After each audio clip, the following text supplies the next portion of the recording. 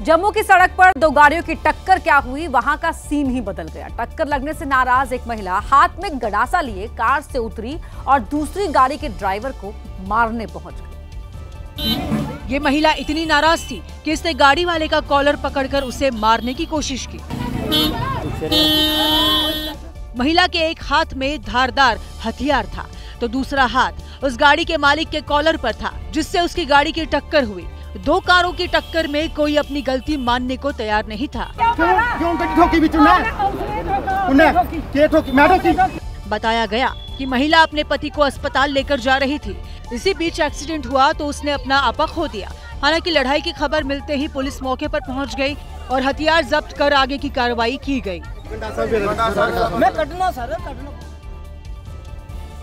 मध्य प्रदेश के दमोह में हैरान करने वाली एक घटना सामने आई है। यहाँ कुएं में मां बेटी का शव मिला। आरोप है कि सास ने दोनों की हत्या करके कुएं में फेंक दिया। सीमा पटेल की शादी साल 2018 में निहाल पटेल के साथ हुई थी। सीमा और निहाल की दो बेटियां थी, जिनमें से एक की उम्र 4 साल, दूसरे की उम्र 2.5 साल थी। कुएं में जिस बच्चे का शव मिला वो 2.5 साल की थी। सीमा के परिवार के मुताबिक दहेज में 10 लाख रुपए भी दिए थे, लेकिन शादी के बाद भी सीमा को दहेज के लिए परेशान किया जाता था। दावा है कि दहेज मांगने की शिकायत थाने में भी की गई थी, लेकिन कोई कार्रवाई नहीं हुई। इस बीच 2 दिन पहले सीमा के पति निहाल की बीमारी के चलते मौत हो गई थी। अब परिवार कह रहा है कि सीमा की सास को डर था कि निहाल की मौत के बाद सारी संपत्ति सीमा की हो जाएगी और इसी वजह से उसकी हत्या कर दी गई।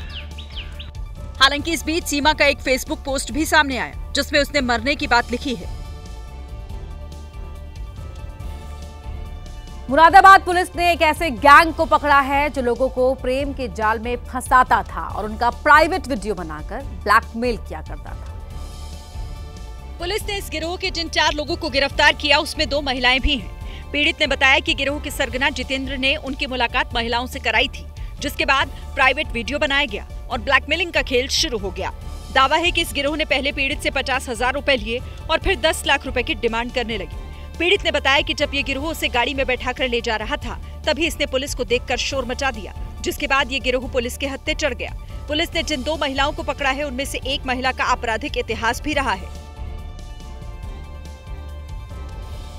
मध्य प्रदेश के छतरपुर में एक मजदूर की किस्मत चमक गई। इस मजदूर को खुदाई के दौरान 8 हीरे मिले, जिनकी कीमत लाखों में है। कटिया गांव के रहने वाले हरगोविंद यादव और उनकी पत्नी 5 साल से हीरे की तलाश में खदानों पर मजदूरी कर रहे थे। इस दंपति ने इतनी मेहनत की कि हरगोविंद यादव के हाथ में छाले तक पड़ गए, लेकिन इस बार उनकी किस्मत के पन्ने पलट गए और एक नहीं बल्कि 8 हीरे उनके हाथ लगे। इसमें कुछ पक्के हीरे हैं तो कुछ कच्चे। इससे पहले हरगोविंद के भाई को भी एक हीरा मिल चुका है, जिसकी कीमत करीब 3 लाख रुपए थी। अब इस हीरे की बोली लगाई जाएगी। आपने अक्सर साधु संतों को समाधि लेते हुए या उनको समाधि देते हुए सुना होगा, लेकिन क्या आपने किसी स्कूटर की समाधि देखी है? नहीं देखी तो आज देख लीजिए। गुजरात के मेहसाणा में एक स्कूटर को समाधि दी गई। स्कूटर को बाकायदा पहले चंदन लगाया गया, जैसे किसी संत को समाधि से पहले लगाया जाता है।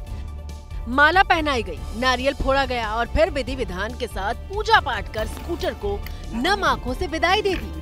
गुजरात के प्रसिद्ध लोकगीत कलाकार जिग्नेश कविराज ने अपने पिता के स्कूटर को विदाई देने का यही तरीका अपनाया। दरअसल जिग्नेश कविराज की कला यात्रा की शुरुआत में स्कूटर उनका पहला साधन था।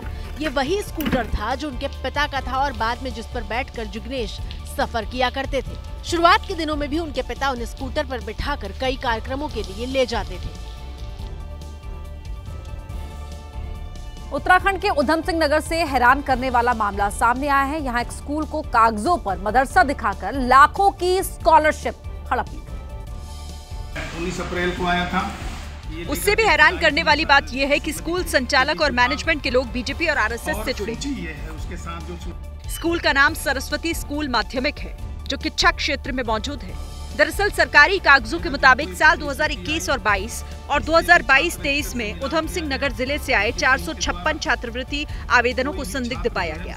इनमें से एक नाम इस स्कूल का भी था। स्कूल में 154 मुस्लिम छात्र छात्राओं के नाम दर्ज हैं और बाकायदा स्कूल का संचालक मोहम्मद शारिक अतीक को बताया गया है। इस पूरे मामले को मुख्यमंत्री धामी ने गंभीरता से लिया है और पूरे मामले की जांच के लिए एसआईटी गठित करने के आदेश जारी किए हैं। वहीं गुजरात एटीएस ने अलकायदा मॉड्यूल का पर्दाफाश किया है। एटीएस ने देश के अलग अलग हिस्सों से 4 संदिग्ध आतंकी अरेस्ट किए हैं जो सोशल मीडिया पर आतंकी दुकान चला रहे थे। गुजरात एटीएस ने जब इनके सोशल मीडिया अकाउंट खंगाले तो वहां देश विरोधी गतिविधियां देखी गई। ये सभी आरोपी सोशल मीडिया के जरिए देश के युवाओं को कट्टरपंथी सोच की तरफ ले जाकर आतंकवाद की तरफ धकेलने की कोशिश कर रहे थे। गुजरात एटीएस ने जानकारी जुटाकर दिल्ली, नोएडा के साथ साथ गुजरात के मोडासा और अहमदाबाद में छापा मारा और इन चारों को गिरफ्तार किया। इनके नाम फरदीन शेख, मोहम्मद कैफ, जिशान अली और सैफुल्ला कुरैशी हैं। रात को 2 कलाक फोन लेके बैठता था और वो कुछ भी करता रहता था, हमें कुछ पता नहीं। जांच में पता चला कि सैफुल्ला फर्नीचर की दुकान पर काम करता था तो नोएडा के छिजारसी से पकड़ा गया जिशान मोबाइल रिपेयरिंग का काम करता था। एटीएस ने इस मामले में कड़ा एक्शन लेते हुए इन चारों के खिलाफ यूएपीए और भारतीय न्याय संहिता की गंभीर धाराओं के तहत केस दर्ज कर लिया है।